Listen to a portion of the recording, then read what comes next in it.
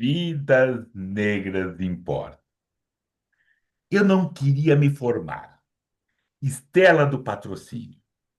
Eu não queria me formar. Não queria nascer, não queria formar forma humana, carne humana e matéria humana.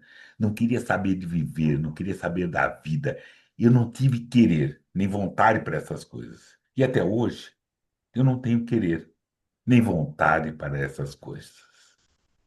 Eu não queria me formar. Estela do patrocínio.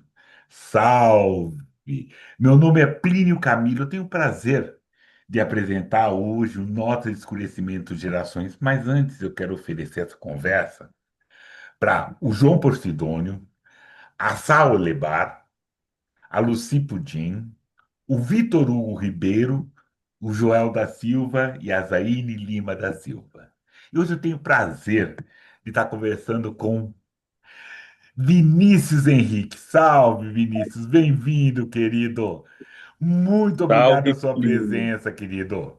E aí, Eu por que favor. agradeço, eu que agradeço. Tava demorando, né?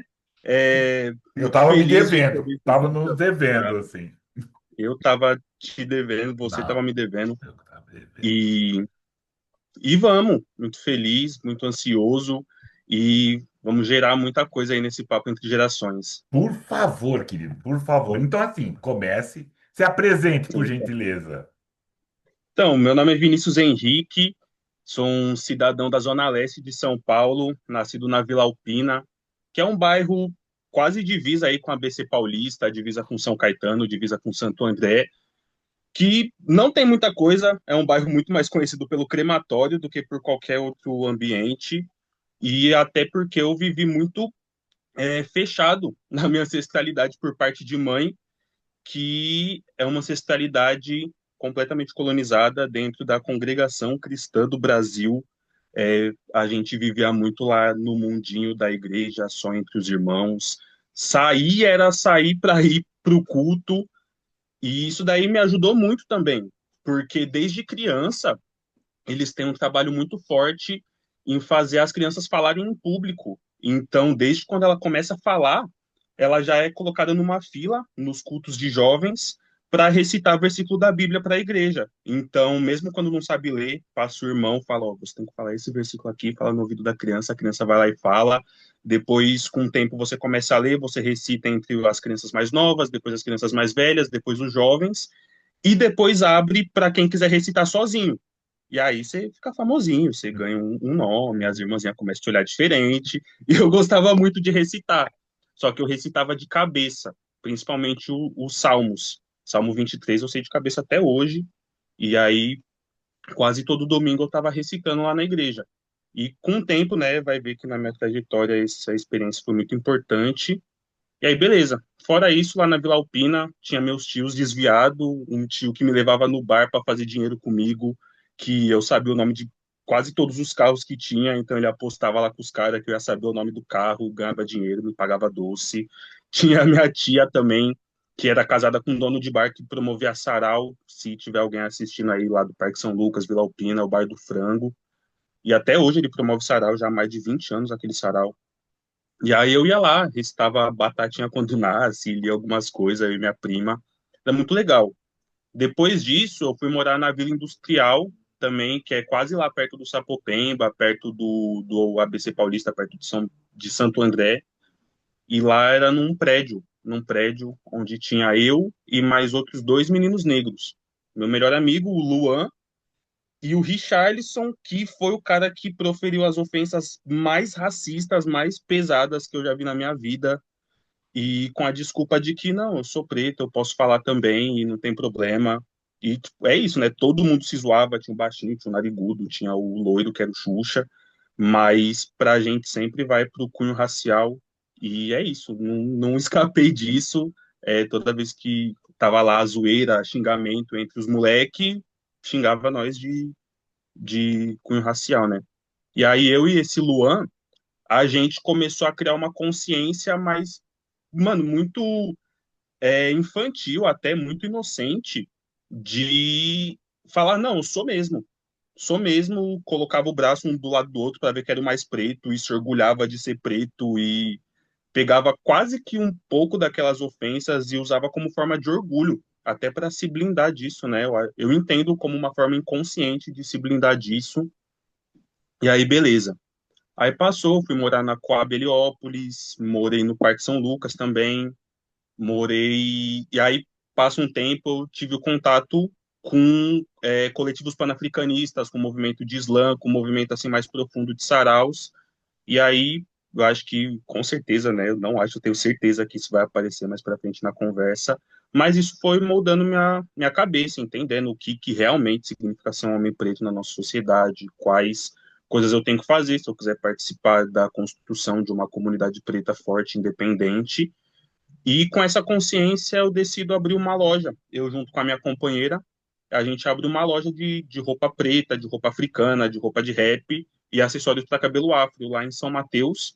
Tive essa loja. E aí hoje estou morando em Itaquera. Itaquera é isso, né? Quem conhece sabe que é um bairro muito preto, com muitos ambientes de cultura preta. Na esquina da minha casa tem a casa de santo que eu faço parte, Leachel Chunirê. Subir na rua, eu acho que uns 5, 10 minutos andando, tem o Centro Cultural de Capoeira Angola Nagô, do Mestre Moreno, o Grupo Nagô, já aí há mais de 30 anos também, fazendo trabalho de capoeira Angola para a comunidade. E samba é mato. Todo quarteirão praticamente tem um samba. A família da minha esposa tem um grupo de samba, grupo aí da família Fernandes, para quem gosta. E é isso. Fora a parte da escrita, é, esse daí sou eu. Trabalhei como poeta de rua hoje, com fanzine. Trabalho como oficineiro de letramento racial no CCA, Núcleo Assistencial Irmão Alfredo, trabalhando com crianças e adolescentes aí, através de várias brincadeiras, vários vídeos e tentando botar um pouco do que eu aprendi nessa trajetória inteira aí, para que elas não tenham que dar o mesmo murro na ponta da mesma faca que eu dei durante muitos anos. Querido, a gente vai falar dessa sua trajetória da escrita, que é coisa. Mas fica, para mim ficou mais fascinante, pelo menos agora, saber o que é isso? Como foi isso? Estava na congregação. Essa passagem, porque, lógico, você entendeu? Você foi bem nítido, né? Bem escuro na passagem. Foi uma mudança de bairro, e aí deve ter algum significado. Essa foi morar em prédio, né? Fui morar no prédio, e o que que isso teve? Porque agora você está aí, uma congregação, está uma outra congregação, né? Numa outra congregação. O que que é essa mudança? O que que é essa transformação? Num outro ciclo afetivo, né?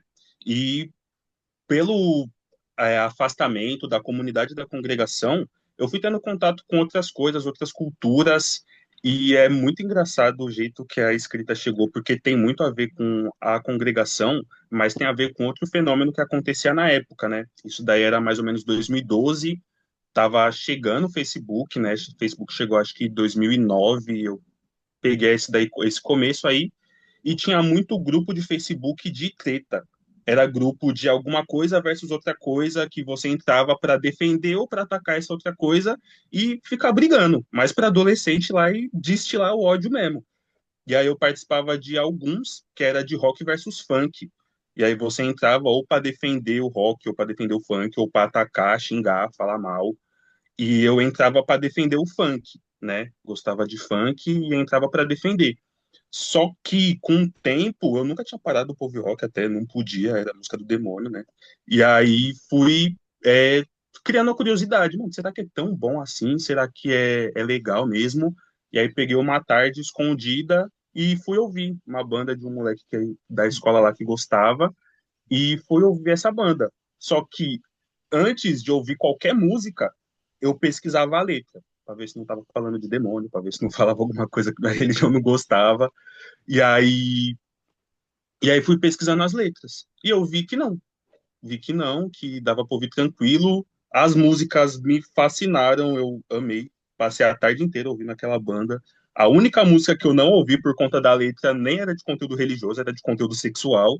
E aí eu não ouvi. Mas nisso daí eu criei o hábito. Eu viciei em rock, principalmente as bandas de new metal, né? System of a Down, Slipknot, essas coisas aí bem adolescente. E fiquei ouvindo muito, ouvindo muito, ouvindo muito, mas sempre com o hábito de pesquisar a letra. Pesquisava a letra e como eu era um adolescente que não achava nada bom, não entendia nada daquela cultura, a língua também, ele usava umas palavras que não era muito familiar para mim, eu não gostava daquilo e começava a reescrever. as letras por cima, pegar alguns trechos daquelas letras, mudar alguma palavra, mudar alguma frase, até escrever estrofes novas, né? E nisso eu não podia mostrar pra ninguém, porque primeiro que minha mãe nem sabia que eu tava ouvindo rock, depois que meus amigos eu ia mostrar, e eles não acreditavam que era meu. Alguns até já conheciam aquela letra, outros falavam, não, você, mano, você tem 12 anos, como é que você escreveu falando nessas palavras, falando nessa temática? E nisso eu comecei, tipo, não escrever poesias completas, mas ter trechos, ter frases, ter algumas palavras que eu tava gostando, né? E casou muito com uma matéria que eu tive na disciplina de português lá na escola, e a professora ela pediu uma atividade para escrever um conto de aventura. E eu peguei para mim, peguei como um desafio, vou escrever o melhor conto que essa escola já viu, e botei uma dedicação nessa atividade. Escrevi um bom conto, eu gostei, né? O cara que caiu numa ilha, tinha que descobrir como que ele foi para lá, e caiu na mão do povo que escrevia na sala, né? Eles gostavam de ler ficção adolescente, fantasia adolescente, essas coisas de Harry Potter, Percy Jackson, e caiu na mão dessas pessoas, de uma menina que já escrevia e um amigo dela que queria começar a escrever um livro. E aí eu escrevi o meu primeiro livro junto com ele, que foi um livro de mitologia grega. Mano, é isso, tem que começar de algum lugar. Eu comecei na mitologia grega com umas coisas que para mim hoje seria inaceitável. Já começa que o livro se passa nos Estados Unidos. E aí ele era o John, eu era o Mike, ele era um filho de Zeus, eu era um filho de Apolo. Mas é um E, começo, mano, né? É um é começo. isso, É um tem que começo. ir. A gente, tipo, principalmente eu, que não nasci numa família que valorizava a consciência preta, não valorizava as coisas do nosso povo, fui para a mitologia grega, né? Era o que chegou primeiro. E aí esse livro foi meio que roubado da gente por um outro cara que chegou a escrever uns capítulos no final, né? Tipo, cada um escreveu um capítulo, ele escreveu alguns no final, e aí ele pegou o livro nas férias para ler. E acabou que ele mudou de escola, acabou que a gente nunca mais viu esse livro. Até tentamos escrever outro, mas não foi muito para frente. E aí a escrita adormeceu em mim, né? Fiquei um tempo sem escrever. Mas nisso eu era muito nerd, então eu jogava RPG. E aí RPG é um jogo interpretativo, onde tem o narrador, tem o mestre, né? Fale por extenso, por favor, porque para É, alguns nós somos velhinhos. é, RPG tipo, é o muito mais a RPG questão física, né? Então tem que lembrar por é isso. de melhorar a postura. Exatamente. Não, RPG é um, tipo, tem o jogo, que é um jogo interpretativo, que junta alguns amigos e eles contam uma história junto, onde tem o mestre, que é o cara que ele narra a história, ele que desenvolve a história, desenvolve os inimigos, os personagens, os desafios que vão ter que ser cumpridos, e vários jogadores, que têm os seus personagens que eles interpretam, tem até um lance meio teatral, onde você vai ter que agir de acordo com as vantagens do personagem que você criou. E eu era sempre o mestre. Então, eu que criava as histórias, eu que desenvolvia a narrativa, e mesmo não sendo nada sério dentro da literatura, me ajudou muito a desenvolver minha habilidade de criar histórias, né? Aí passou mais tempo, eu fui nesse dali de RPG, lia muito mangá, lia muito. Tipo, jogava RPG online também, então ficava escrevendo na internet as histórias junto com outras pessoas. Até que chega o ano de 2017 e eu volto a escrever por, de novo, influência da música, mas dessa vez por conta do rap nacional, né? Peraí, deixa eu tomar uma água que a Não, garganta tá seca. com certeza. Então, enquanto ele coisa. Tá interessante? Deixe seus comentários aqui. Tá interessante? Assine o canal nossos. Ó, vocês já viram que já tem, né? Que nós tivemos tudo isso que a gente pode ter, né? Pois não, Vinícius, por gentileza. Então, foi por conta do rap nacional, né? Mas não o rap clássico, Racionais, Facção, Consciência Humana, RZO. Esse daí chegou depois, por conta de um movimento que ficou conhecido no rap nacional como Ano Lírico. Foi um movimento de retomada, né? Depois da geração lá do MC, Criolo, Rashid, Projota, o rap ficou cada vez mais o geral do rap, né? Sempre teve cena underground que falava dos mais variados temas, né? Sempre na nossa mão, mas a cena pro público geral do rap ficou na mão de uns playboy branco do Rio de Janeiro, de São Paulo, né? Do eixo Rio-São Paulo que o povo fala. E na mão desses caras, e o público do rap só ficou ouvindo esses caras. até que chegou dois MC preto nordestino, o Baco Exu do Blues, que depois ficou muito famoso, e o Dionete Chinaski, que na cena ele fez o nome dele também, e lançou uma música que chama Suicídio, que eles xingaram todos os raps de, mano, vários nomes, várias coisas, pra chamar atenção pra essa crítica de que por que que vocês só estão ouvindo rap do Sul, do Rio, de São Paulo, por que que é esses cara branco, rico, por que que não é quem criou o rap, né? E a partir disso, o rap foi começando a valorizar cada vez mais a caneta daquele MC, a letra dos MCs. Então, é, foi uma fase do rap que começou a valorizar trocadilhos, valorizar rimas internas, rima rica, uma métrica mais diferenciada, com muita é, rima multissilábica. As letras foram ficando cada vez mais complexas e o MC que tinha a melhor caneta era o MC que se destacava. Então foi uma época muito rica do rap nacional. Eu era muito nerd, então eu via canais de reação, de análise da letra. Então eu ouvia a música, depois ia pro cara do vídeo, ele falava, não, porque nessa rima aqui ele usou um trocadilho, usou referência do livro tal, que relaciona com o filme tal, e a métrica que ele usou, a B, B, mas a rima interna tem outra.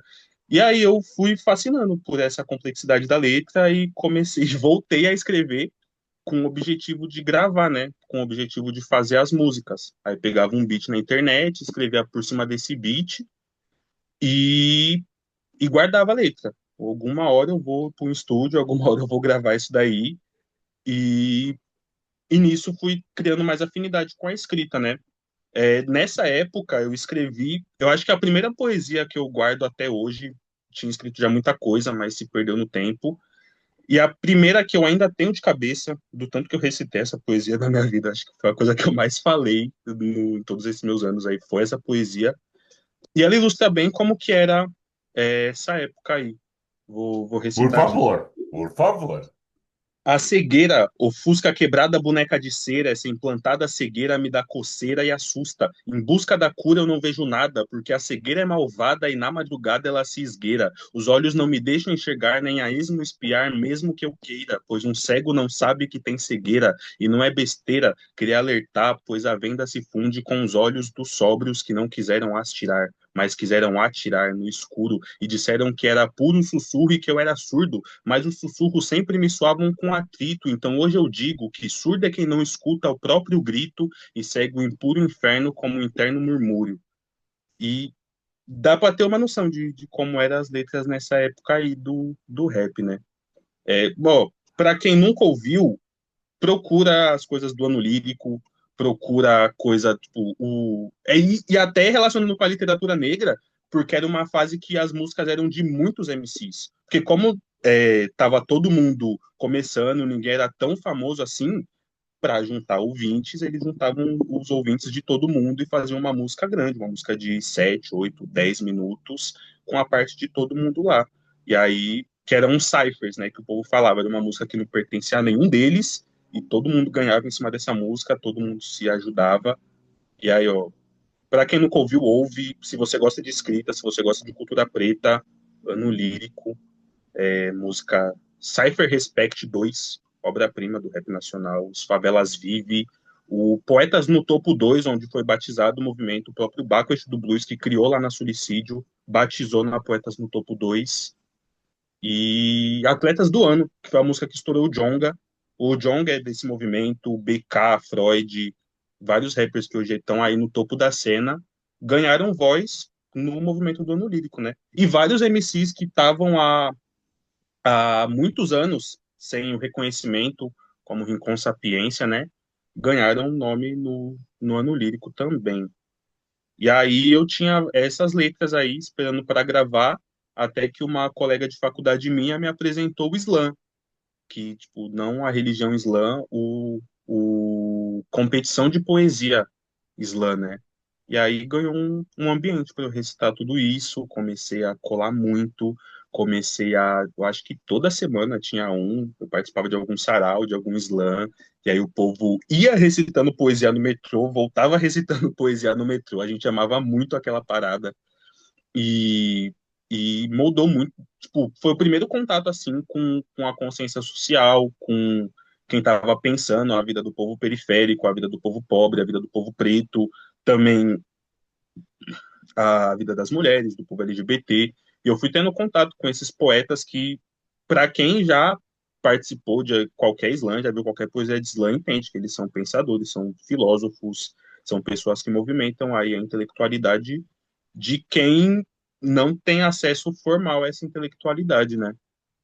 É tipo, foi uma virada de chave. Eu sou um antes do slam, eu sou outro depois do slam, e muito por causa dessa cena aí dos poetas da rua, né? E aí, Querido, não, hum, tem um comercial. Faculdade de que você estava fazendo? Onde? Né? ah, eu tava Escureça isso. fazendo, eu tava fazendo psicologia. Não cheguei a terminar psicologia por causa da pandemia. Aí foi quando eu abri essa loja e aí conciliei a faculdade com pandemia com loja, eu tranquei a faculdade e aí acabou que agora eu quero começar outra, não pretendo terminar psicologia, pelo menos não agora, mas eu cursei psicologia até o sétimo semestre. Cheguei a estagiar em uma clínica de crianças autistas. E hoje, né, oficineiro para crianças, esse estágio ajudou bastante também, esses aprendizados ajudaram muito. Mas. E também foi lá que eu comecei a vender. Comecei a vender brigadeiro na faculdade. E se hoje eu vendo fanzine na rua, é muito por conta Sim. dessa experiência, né? Sim, mas você deu um pulo. Eu perguntei da faculdade, você já deu um pulo. Tá, você está aí na faculdade fazendo slam, tendo essa novidade dos slam. Vamos fazer um intervalinho. Declama uma coisa pra gente aqui, que eu quero que você continue ainda, assim. Ah, eu vou declamar uma que, que foi até para a dissertação de mestrado de uma irmã de santo minha. Não é uma poesia dessa época, mas é uma poesia que eu acho que ela é muito boa e vou ler aqui pra gente. Às vezes a gente acha que está no grid até perceber que estamos nas grades. Às vezes a nossa prisão é tão grande que a gente confunde com liberdade. Quando não se enxerga o todo, é fácil a contradição. Às vezes a gente passa tanto tempo na situação que quando olha para fora do portão, a liberdade é tão estranha que tem cara de prisão. Mas não fugir é se fingir de morto. Se tá ruim, não é zona de conforto, é zona de me conformo. Às vezes pode até parecer esforço, mas se já acabou o gosto, é repouso. E todo o corpo tende a permanecer em repouso até que haja começo, que haja Exu e que haja início. Que se abra a mente e adentre o caminho, mas inércia é lei natural e é certeza que por mais que o ser humano custe acreditar, ele também é natureza e cada gaiola tem o seu passarinho, gaiola de ouro, sociedade de bolhas, onde se é livre para acatar predestinadas escolhas e fazer parte de um grupo, ser parte de um todo e agir igual todo mundo, repelir o outro e obedecer comando, formar o bando e odiar vagabundo. É o animal social, refém da pirâmide social, mantida por uma norma e um padrão social que é ditado por quem é contra todo tipo de trabalho social. Isso me faz parar e pensar um pouco. Se quando ouviram minha poesia já me chamaram de gênio encarnado, porque eu penso em parar quando me chamam de louco, porque a gente pensa em largar o que ama para repetir o que é certo, para repetir o que dizem que é certo, eu não vou me sentir culpado. Eu tenho Exu do meu lado e Exu faz o seu certo virar o meu errado. Exu é a transformação, a alteração do padrão que dá movimento ao que estava parado. Por isso que quando eu faço bem, algo que me faz tão bem, eu sinto Exu tão perto, porque ele é a energia que habita o princípio, que quebra a inércia e produz o início e faz o que todo mundo achava errado virar o nosso certo. É isso. Aí ela tá lá na. Ela abre a dissertação de mestrado dessa minha irmã de santa, ela vai falar de pedagogia de terreiro, e aí abrir com uma poesia de Exu. É o mais óbvio para fazer, né? Sim. Querido, continue. Então você está aqui, você está agora, está na faculdade, está vendendo brigadeiro e é inscrito e fazendo slam. Continue, por favor. Certo. Nessas caminhadas de slam, de trabalhar na rua, eu conheço os coletivos panafricanistas, né? Que eram coletivos de pessoas pretas, exclusivamente de pessoas pretas, que tinha a visão de que qualquer pessoa preta nascida independente da parte do mundo que é, se torna uma pessoa africana e é responsável pela construção de uma comunidade africana, de uma nação africana forte e independente, né? E aí a gente lia muitos discursos de líderes da luta negra, de pensadores, de acadêmicos, para formar uma base sólida no nosso pensamento, né? Até para conversar com outro irmão, se precisar bater de frente em alguma situação, a gente ter os argumentos. E essa foi a fase que eu mais li na minha vida, né? Eu li o livro do Malcolm X, do Stokely Carmichael, do Abdias Nascimento, li o Quilombismo, li o Steve Biko, li o livro da Beatriz Nascimento, tudo por conta desses coletivos aí. E aí, se eu já tinha uma consciência racial vinda do Islã, agora eu tinha uma consciência pan-africana vinda desses coletivos, né? Isso me uniu muito mais aí e fortaleceu muito mais a minha escrita também. Nesses coletivos eu conheço a Kátia Moraes, e a Kátia Moraes me apresenta Plínio Camilo durante a pandemia e me convida para participar do coletivo Pretos em Contos, né? Eu acho que já quem acompanha o Notas de Escurecimento já ouviu falar muito desse coletivo, mas eu vou dar meus 2 centavos aí. Por E favor. foi como a gente próprio definiu lá na época, um quilombo literário digital para a gente trocar experiências durante a pandemia. Tinha as aulas, né? Que aí eu também aprimorei minha parte teórica nessas aulas. A gente falava da estrutura de um conto curto, era um coletivo focado em conto curto afro-brasileiro. E nunca tinha escrito conto curto, nunca tinha escrito conto afro-brasileiro. Foi uma experiência muito nova para mim. E fui muito bem acolhido pelo povo que já escrevia, pelo povo que já era mais velho, né? Eu era o mais novo desse coletivo, acabei de ver quase que um pet do coletivo. É, e, e ajudou muito durante a pandemia, né? Acabou que era o único Nos lugar que a gente ajudou, tinha para nos ajudou, nos nos ajudou, ajudou. nos ajudou. Todo mundo que eu converso, que fez parte disso, falou que se não fosse o preço dos encontros, a pandemia teria sido um período muito mais difícil de se lidar, né? Muito, E porque nos uniu. E eu até mudei assim, porque Vinícius foi isso. Foi primeiro você unir, você passar alguma coisa, receber alguma escrita. Produzimos um livro, né? O Preço em Conto dois Volume 1, né? livros, 2 livros, mas esse primeiro foi muito interessante. Produzimos, fizemos, tá. Teve um evento que está aqui também no Nota de Escurecimento, que era uma apresentação, a gente estava fazendo festa, que era dia 20 de novembro, acho que era 19 ou 20, era 20 de novembro. E dias antes teve aquele assassinato lá no Rio Grande do Sul, daquele negro no Carrefour. Não sei se você lembra. Foi um, acho foi que eu um não dos programas mais pungente, mais terrível. A gente chorou, né? Era um programa que era uma horinha, nós ficamos 2 horas ao vivo, e na pandemia você não tinha muito bem o que fazer. Então foi muito forte, assim, né? Eu lembro do muito Jefferson potente. Mendes, que está por aí, bem aqui, que no meio da coisa ele chorava e nós choramos juntos. E foi muito pungente o Preto Encontro Volume 1, que resultou o Volume 1 pra gente, né? E pra gente acreditar na nossa escrita, né? Foi um trabalho muito legal, muito bacana mesmo. Acreditar na nossa escrita. E com o resultado que a gente viu, eu não sei para as outras pessoas, mas eu foi ali naquele momento que eu me dei conta de que eu sou um escritor, eu sou um criador de histórias, eu sou um artista da palavra, e essa validação dos meus, de quem estava junto comigo, de quem estava lidando com aquelas situações junto comigo, para mim foi uma das coisas mais importantes assim, sabe? E É, aí chegou no. Aham. no... Continue, por favor. Chegou no. Chegou no volume 2 Pretos em Conto volume 2 que o mero detalhe é que ele foi finalista do Prêmio Jabuti, mas é um mero detalhe, porque ele representa muito mais do que isso. E eu queria ler a biografia Ah, por favor, que eu por escrevi. favor, por favor. Porque antes eu vou dar um contexto. Eu via que todo mundo era formado, todo mundo tinha uma caminhada grande dentro da literatura, e eu tava lá meio que caí de paraquedas naquilo tudo, não tinha muita O coisa para colocar na minha alto-falante do seu biografia. celular está cheio de poeira. Eita, o meu?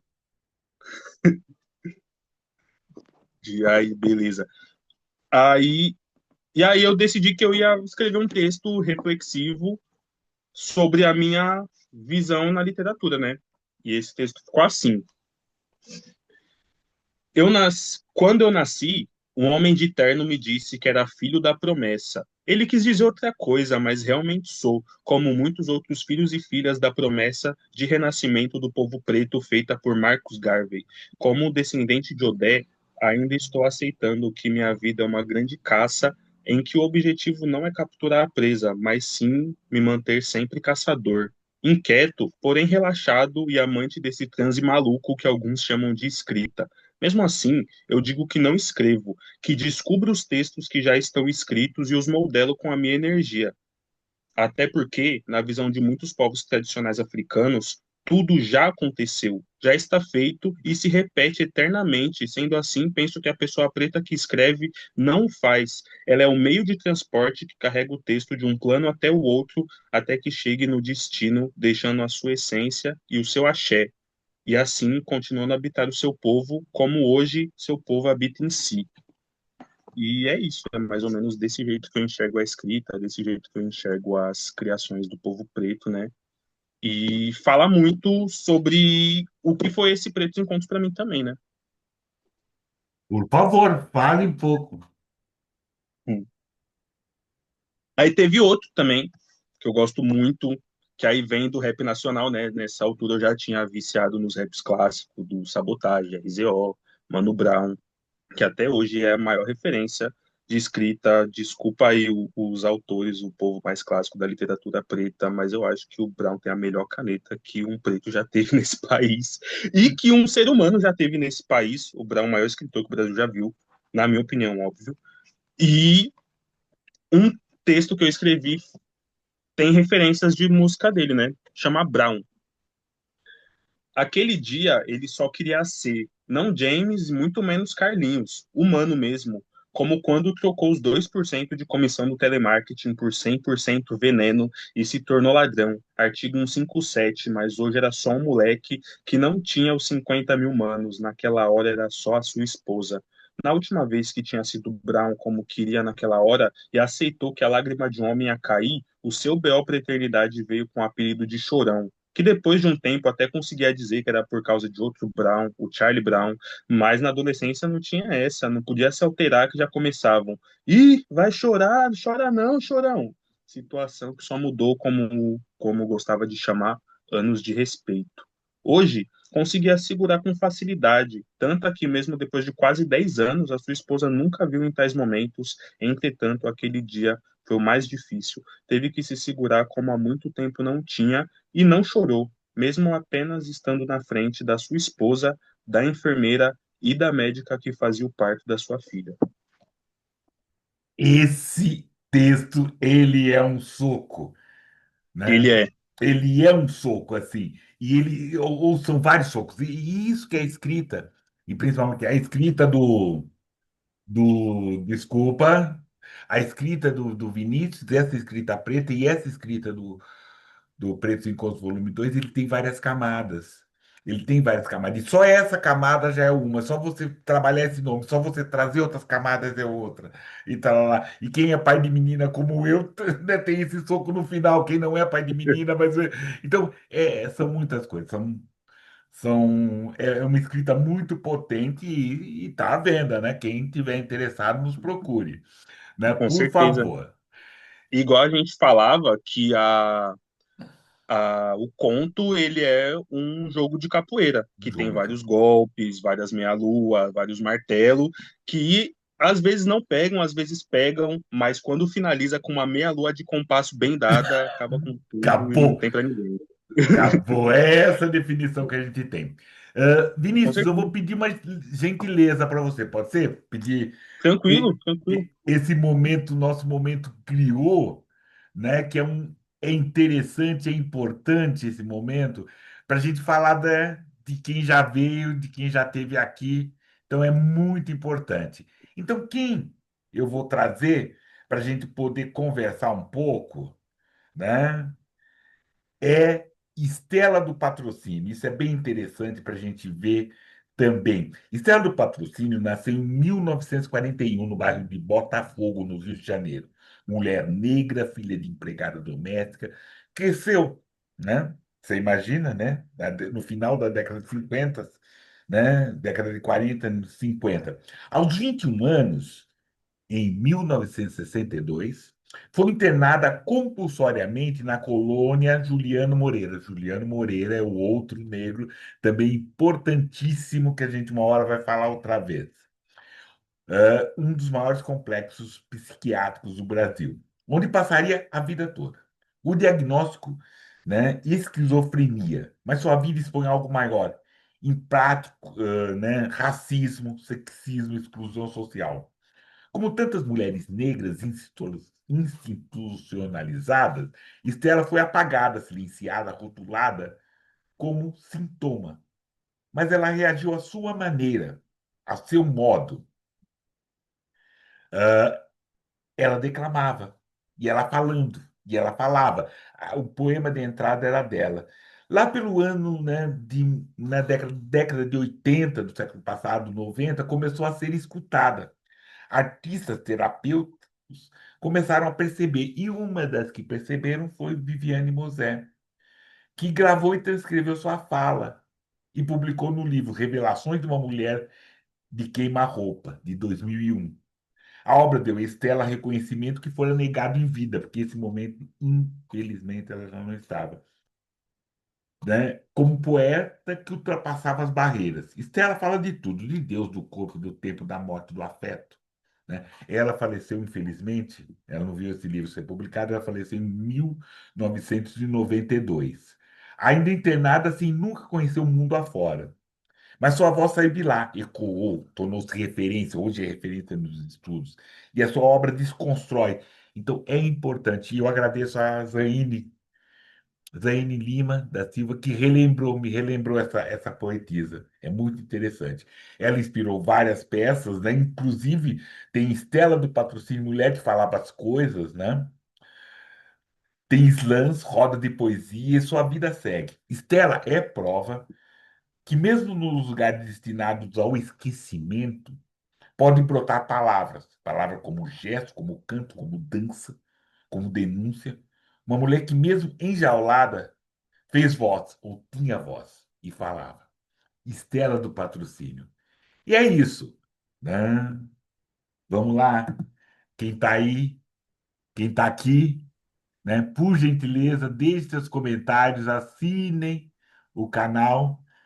E é isso. Continue, Vinícius, por gentileza, querida. Opa, e depois dessa experiência, primeiro eu queria falar da Estela do Patrocínio, não conhecia, vou procurar conhecer aí, uma referência é, pesada e vai agregar também bastante, sempre agrega.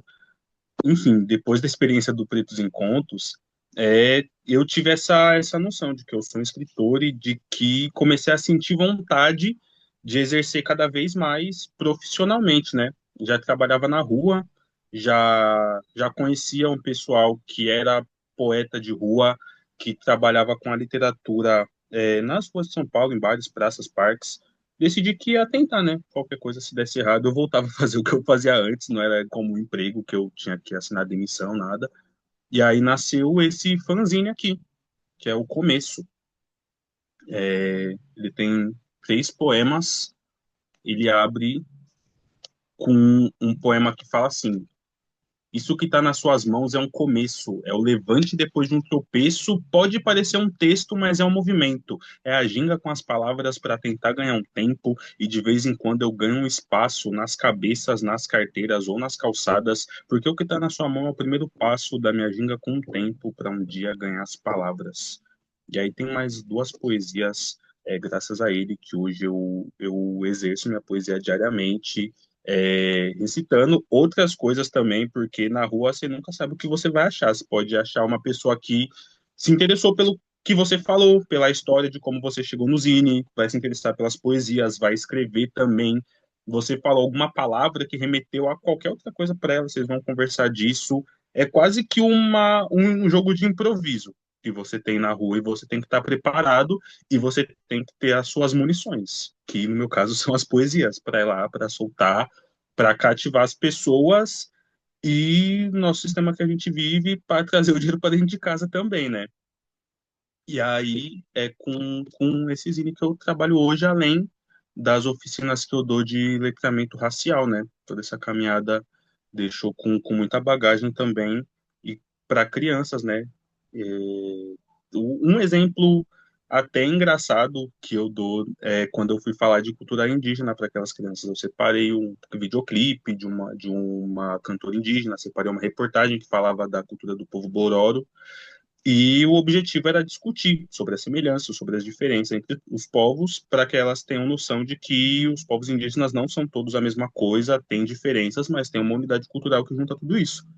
Acabou que quando elas viram, as meninas, né, viu que a cantora tava com unha de gel, unha grande, ela falou: Nossa, mas índio pode ter essa coisa, essas unhas? Aí eu falei: Tá, me planejei para uma coisa, mas tá chamando para que eu fale de outra coisa. E aí falei sobre o termo não ser índio, que o povo indígena não gosta, os povos indígenas não gostam de serem chamados de índio, que se alguém chegasse e chamasse a pessoa de argentino, você também não ia gostar.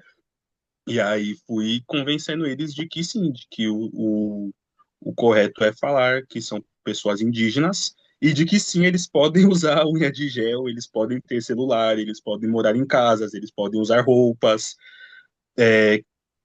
Uma coisa que a gente só tem noção na prática, né? De como as crianças estão.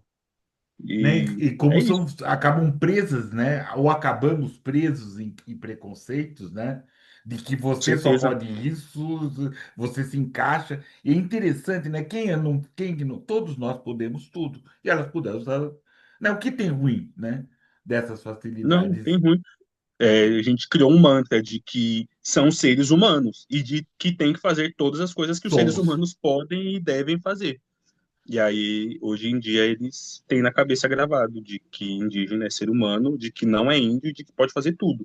E aí foi bem legal, mano, saber que E que é uma tem essa reflexão para eles desenvoltura. de formação, né? Porque muitas coisas também nos são impedidas. Nós, como moramos aqui ou moramos ali, ou tivemos essas coisas, ou porque ninguém foi, a gente também não pode ir, né? Essas Uhum. limitações, né? Que a gente acaba A vivendo muito consciência fora. que chega, né? Consciência que chega.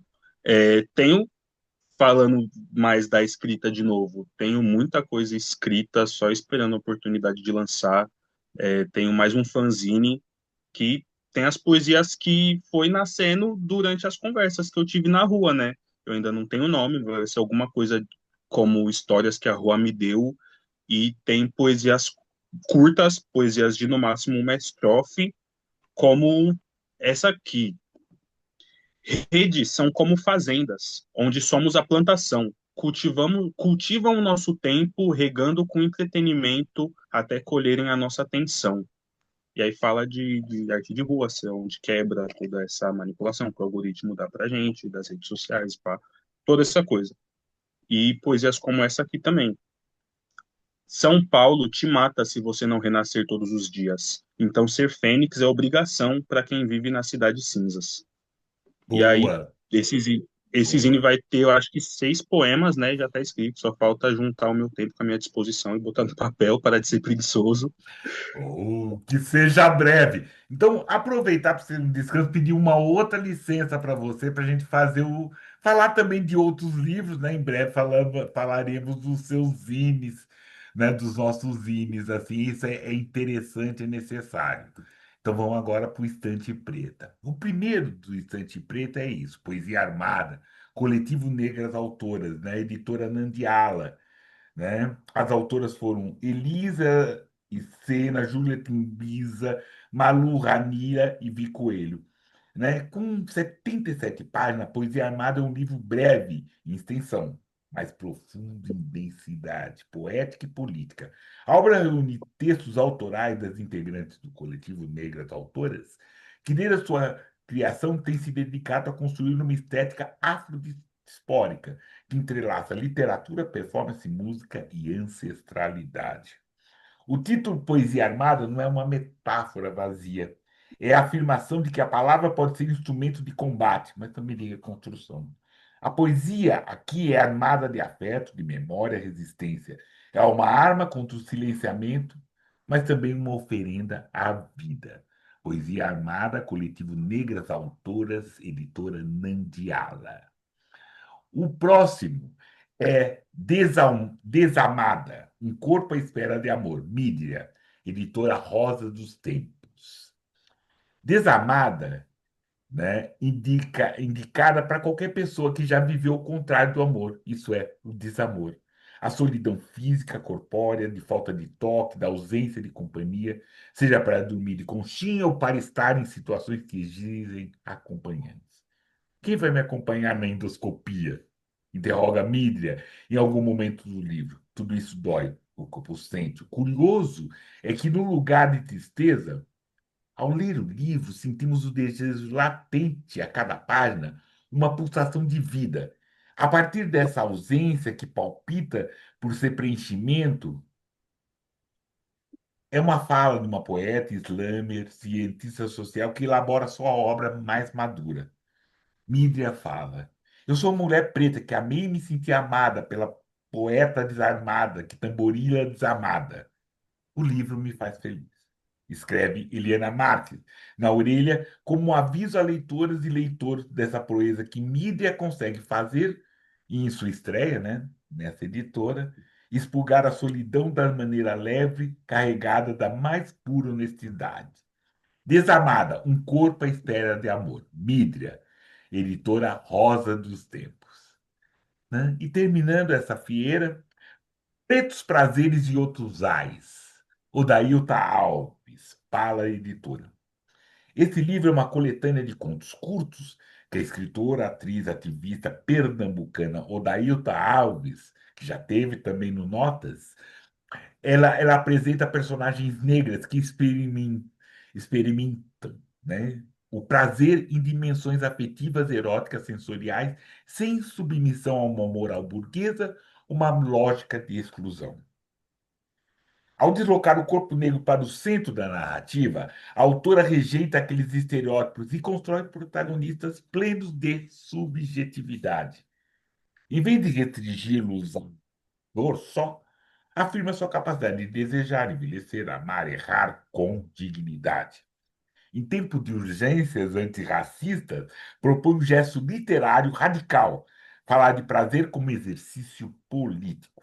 A escrita de Odailton, e ela já teve aqui, procurem, tensiona os saberes acadêmicos com a experiência vivida entrelaçando literatura, ciência e ancestralidade, como campo de resistência e reinvenção. Pretos Prazeres e Outros Ais, Odailta Alves, editora Palas Editoras. E é isso, né, querido? A gente está chegando nesse momento muito legal, muito. E conta para cá, e daqui para frente? Que você falou de uma faculdade para fazer, e outros livros, essas outras coisas, né? Multiplique com a gente E, esses saberes assim. então, daqui para frente, o objetivo é voltar a estudar, queria estudar ciências sociais, para usar a literatura como base para tratar da unidade cultural do nosso povo, né? Apresentar histórias, apresentar visões de mundo que o povo preto construiu, tanto em África quanto aqui no Brasil, quanto em outros lugares da diáspora, através de escrita.